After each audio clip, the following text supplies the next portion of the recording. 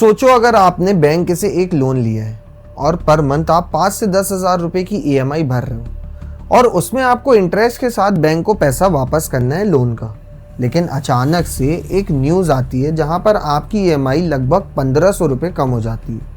मतलब पहले आप जहां पे 10,000 रुपये ईएमआई भर रहे थे वहीं पे अब आपको सिर्फ और सिर्फ 8,500 रुपये ईएमआई बैंक को भरना है। या फिर एक और सिनेरियो लेते हैं, जो आप डेली का राशन पानी सब्जी भाजी खरीदते हो वो अगर अचानक से और सस्ता हो जाए तो कैसा होगा। अब ये सब बातें मैं इसलिए कर रहा हूँ क्योंकि ऐसे होने की काफी पॉसिबिलिटीज हैं। अब ऐसा क्यों हो सकता है इसके लिए एक चार्ट आपको दिखाता हूँ। अब ये है इंडिया का इन्फ्लेशन चार्ट, जहाँ आज तक की हिस्ट्री में सबसे कम इन्फ्लेशन परसेंटेज आए। इंडिया की महंगाई जितनी तेजी से बढ़ रही थी उतनी ही स्लो डाउन हो चुकी है। अब रॉयटर्स के रिपोर्ट के हिसाब से ये बताया गया है कि पिछले 6 सालों में आज तक का रिकॉर्ड के हिसाब से इंडिया का इन्फ्लेशन रेट सबसे कम आया है। जहां नॉर्मली जो इंडिया का इन्फ्लेशन रेट है वो लगभग 6 से 6.5% से बढ़ता है। मतलब आज के हिसाब से जो वैल्यू 100 रुपए की है, अगले साल 100 रुपए की वैल्यू 94 रुपीज की रहेगी। लेकिन ये साल का अगर हम इन्फ्लेशन रेट की बात करें तो वो सिर्फ और सिर्फ 2.10% से बढ़ा है। अब इसका क्या इम्पैक्ट पड़ेगा, क्या पॉजिटिव और क्या इम्पैक्ट हमें देखने मिलेगा। अब अगर मैं सिंपल और शॉर्ट में समझाऊं तो इन्फ्लेशन के कम होने से लोन, ईएमआई का ब्याज ये सब कम हो जाता है। लेकिन जो गारंटीड इंस्ट्रूमेंट है उसके रेट काफ़ी ज़्यादा कम हो जाते हैं, जैसे एफडी, आरडी, पोस्ट ऑफिस, इसका इंटरेस्ट रेट कम होता चले जाता है। एग्जाम्पल, आज से 10 साल पहले अगर हम बात करें तो एफडी का रेट 9 से 10% का ईयरली था, और वहीं अगर हम आज के रेट के हिसाब से देखें तो 6, 6.5, 7% का एफडी रेट जा चुका है, और इन्फ्लेशन के चलते शायद और कम होता जाए। अब आज की इस वीडियो में हम यही बात करने वाले हैं कि इन्फ्लेशन कम होने की वजह से क्या नेगेटिव और क्या पॉजिटिव इम्पैक्ट हमें देखने मिलेंगे, और सबसे बड़ा रीजन कि इन्फ्लेशन क्यों कम हो रहा है और इसका कम होने की वजह से महंगाई कम होगी या फिर नहीं, और आगे चल के इन्फ्लेशन रेट क्या और कम होंगे या फिर वापस से 6, 6.5% के हिसाब से बढ़ेंगे। और लास्ट में हम ये जानेंगे कि इन्फ्लेशन रेट कम होने की वजह से एफडी, आरडी, म्यूचुअल फंड या फिर किसी भी तरीके के इन्वेस्टमेंट में क्या असर पड़ेगा। तो इस वीडियो को एंड तक जरूर देखना ताकि आपको पूरी नॉलेज मिल सके।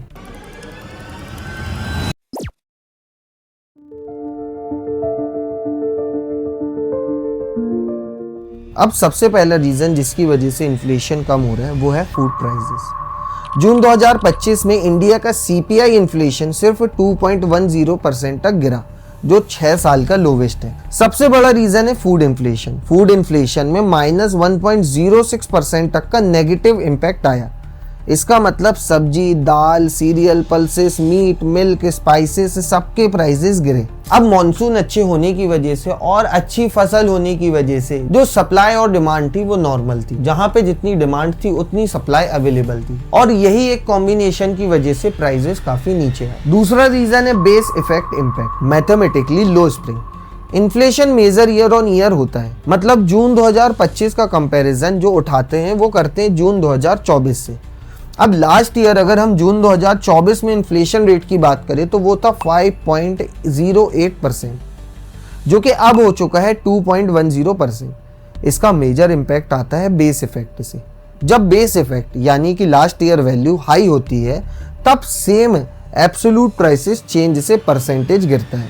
अब तीसरा रीजन है फ्यूल और oil stability, global commodities support. यानी कि ग्लोबल क्रूड प्राइसेस कुछ जगह हाई थे, लेकिन इंडिया में पेट्रोल, डीजल पे टैक्स नहीं बढ़े, इसलिए फ्यूल इन्फ्लेशन कंट्रोल पे रहा।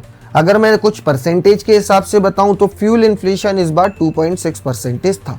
होलसेल प्राइस इंडेक्स यानी कि WPI भी नेगेटिव गया, -0.13% पे। 20 महीने में पहली बार सिग्नल करता है इनपुट कॉस्ट भी डाउन होना। उसके बाद जो चौथा रीजन है वो है कोर इन्फ्लेशन, यानी कि फूड प्लस फ्यूल एक्सक्लूड में 4.4% रीडिंग मिली, जो स्टेबल है बट स्टिल आरबीआई टारगेट के क्लोज है। मतलब जो आरबीआई ने टारगेट दिया था यानी कि फूड और फ्यूल इन्फ्लेशन में लगभग ये जो आपका परसेंटेज है उसी के टारगेट के आसपास है। हाउसिंग, हेल्थ, एजुकेशन, ट्रांसपोर्ट में माइल्ड इन्फ्लेशन है, जिसकी वजह से ओवरऑल इकोनॉमी भी बैलेंस्ड में है। अब उसके अलावा जो रीजन है वो है आरबीआई डेटाबेस। आरबीआई ने जून में रेपो रेट 50 BPS कट करके 5.5% कर दिया था, क्योंकि इन्फ्लेशन लोअर बंद के पास था। गवर्नर संजय मल्होत्रा ने क्लियरली कहा था कि full year inflation financial year 2026 में 3.7% के अंदर रहेगा। और पॉलिसी अब इन्फ्लेशन आउटलुक देख के होगी, नॉट करेंट डाटा के बेसिस में। अब वापस से ये पॉइंट्स को शॉर्ट में रिवाइज कर लेते हैं कि कैसे इन्फ्लेशन अभी के टाइम में 2.10% पे पहुंच। जो मेजर इंपॉर्टेंट रीजन है फूड इन्फ्लेशन, जहां पे -1.06% का फूड इन्फ्लेशन गया। सब्जी दाल सब गिर गए ड्यू टू हाई सप्लाई और स्ट्रॉन्ग मॉनसून। उसके बाद base effect from high last year inflation. उसके बाद third point fuel prices stability maintained था। फिर उसके बाद WPI डिफ्लेशन। फिर उसके बाद कोर इन्फ्लेशन स्टेबल। और RBI कंफर्टेबली इस चीज को 2 से 6 के परसेंटेज में टारगेट किया था। उसके अलावा RBI ने 50 BPS कट की रेपो रेट में किए और फ्यूचर पॉलिसी आउटलुक फ्लेक्सिबल रखा। जहां पे ब्लू लाइन में आपको इस साल का इन्फ्लेशन ट्रेंड दिख रहा होगा। अप्रैल 2025 में 3.16%, मई में 2.82% और जून में 2.10%। अब वहीं पे ऑरेंज लाइन में आपको रेपो रेट का ट्रेंड दिख रहा होगा, जहां पे रेपो रेट पहले अप्रैल में 6.0%, फिर कम होके 5.5% आया। ये आपका मई और जून का डेटा है।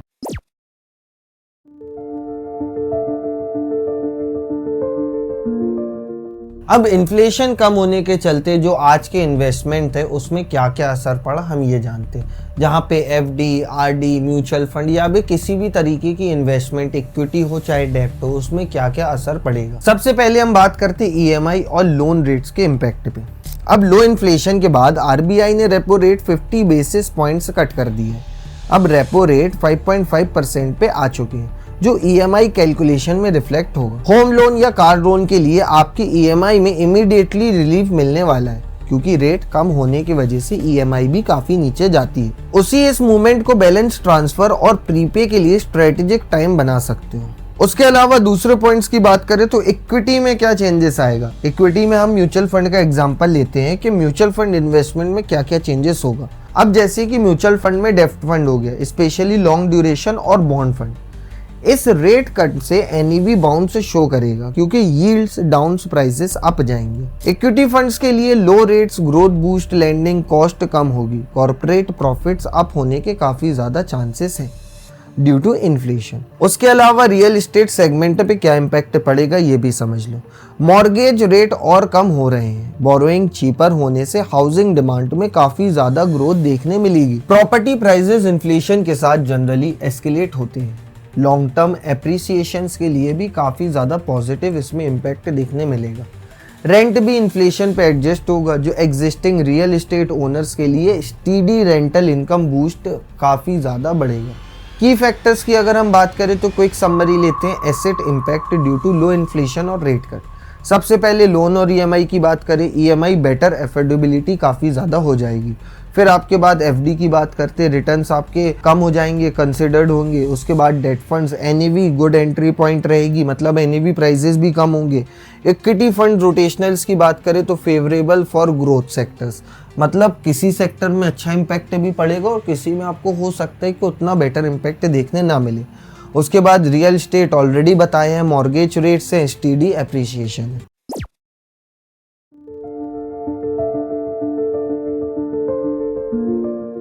अब इस साल के इस महीने में अगर हम कैलकुलेट करें तो जून से भी लेते हैं तो इन्फ्लेशन रेट कम था as compared to last year.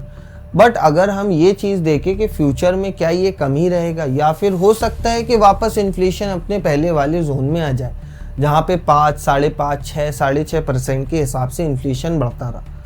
अब हम यही जानेंगे कि आगे चल के इन्फ्लेशन बढ़ेगा या नहीं। अब इसके लिए सबसे पहला पॉइंट जो मैं आपको कवर करूंगा वो करूंगा फ्यूचर इन्फ्लेशन आउटलुक। अब एक्सपर्ट फोरकास्ट के हिसाब से एनालिस्ट अब एक्सपर्ट कर रहे हैं कि जुलाई 2025 में इन्फ्लेशन और गिर सकता है, रिकॉर्ड लो पे 5 महीने तक चलेगा।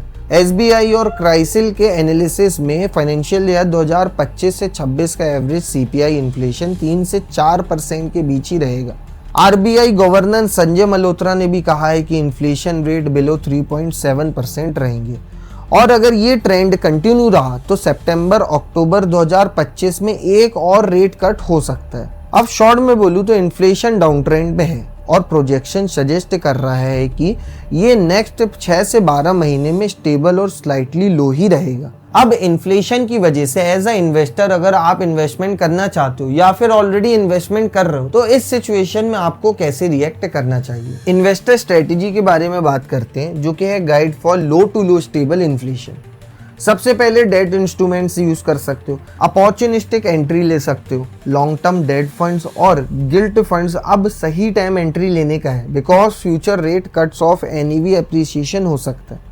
उसके बाद डायनेमिक बॉन्ड्स फंड जिसमें फंड मैनेजर ड्यूरेशन एडजस्ट करते रहेंगे कन्वीनियंट बेट्स के हिसाब से। इक्विटी फंड्स में भी जा सकते हो, ग्रोथ का टाइम लो इन्फ्लेशन है प्लस लो रेट्स है is equal to corporate borrowing cheap होता है, प्रॉफिट एक्सपेंस होता है, इक्विटी फंड्स में फ्लो काफी ज्यादा आएगा। अब जैसे कि ऑटो एंड रियल्टी अब रिकवर कर रहे हैं। उसके अलावा अगर आप एफडी करने का सोच रहे हो तो शायद आपको एफडी करने से पहले एक बार सोचना चाहिए क्योंकि इन्फ्लेशन का सबसे ज्यादा इम्पैक्ट जो पड़ता है वो आपको पड़ता है एफडी में और कोई भी गारंटीड इंस्ट्रूमेंट्स वाली इन्वेस्टमेंट्स में। अब एफडी रेट्स डाउन ट्रेंड में है, इसका मतलब है कि आपको हाइब्रिड ऑप्शंस एक्सप्लोर करना चाहिए जैसे कि डेट म्यूचुअल फंड चले जाओ, शॉर्ट ड्यूरेशन फंड जाओ, फ्लोटिंग रेट फंड जाओ। अब अभी के टाइम में एफडी उतना ज्यादा प्रॉफिटेबल नहीं हो सकता बिकॉज ऑलरेडी एफडी के जो रिटर्न है इन्फ्लेशन के चलते कम हो चुकी है। उसके अलावा अगर रियल एस्टेट जाना चाहते हो तो रियल एस्टेट में मॉर्गेज सस्ती हो रही है, cheaper loan rates will boost housing demand. उसके बाद होम लोन ईएमआई डाउन जाएगा, बायर अफोर्डेबिलिटी अप होगी। अगर आप अभी के टाइम में प्रॉपर्टी खरीदने का सोच रहे हो तो आपको वैल्यू प्लस रेंटल यील्ड, अब ये सब चीज़ों के टाइमिंग काफ़ी अच्छी मिलेगी। उसके अलावा और अगर हम इन्वेस्टमेंट की बात करें तो गोल्ड और अल्टरनेटिव्स में भी ले सकते हो। अब हैज के लिए रखना, कोर इन्फ्लेशन स्टिल स्टिकी है जहाँ पे 4 से 4.5% तक जाएगा और गोल्ड हिस्टोरिकली हैज के ही काम करता है, थोड़ा एलोकेशन मेंटेन करके रखना पड़ेगा। अब पोर्टफोलियो अगर एलोकेशन की बात करूं तो सिंपल शब्दों में जो लास्ट वीडियो में मैंने बताया था उसी तरीके से आप कर सकते हो, जहां पे डेट फंड्स में 10 से 15% तक का लॉन्ग टर्म ड्यूरेशन ले सकते हो, इक्विटी फंड्स में 40 से 50% तक का, हाइब्रिड डायनेमिक फंड्स में वापस से 10 से 15% का, रियल एस्टेट में भी कर सकते हो थोड़ा बहुत इन्वेस्टमेंट और अपना गोल्ड और अल्टरनेटिव्स में 5 से 10% का सेफ्टी के हिसाब से। अब आप एसेट एलोकेशन अपने अकॉर्डिंगली जो मैंने परसेंटेज के हिसाब से बताया उसमें जा सकते हो। बट अगर आप एफडी या फिर आरडी ऐसे से इन्वेस्टमेंट के लिए सोच रहे हो तो हो सकता है कि अभी आपको उसमें रुक जाना चाहिए क्योंकि एफडी में अभी आज के टाइम में उतने रिटर्न नहीं मिल रहे। और अगर एक फाइनल थॉट बताऊं तो वो है टाइमिंग एंड डेटा। अभी इन्फ्लेशन रेट 2 से 3% के आसपास है, इंटरेस्ट डाउनसाउंड हो रहा है।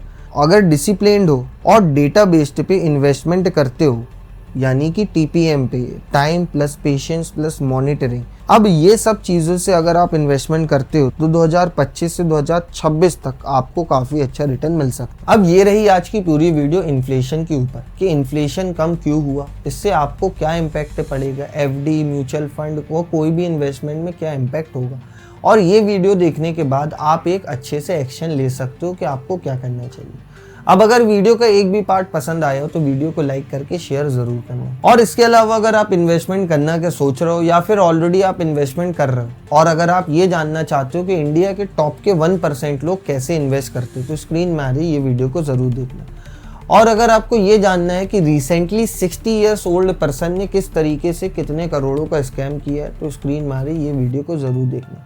सो bye bye and have a great life.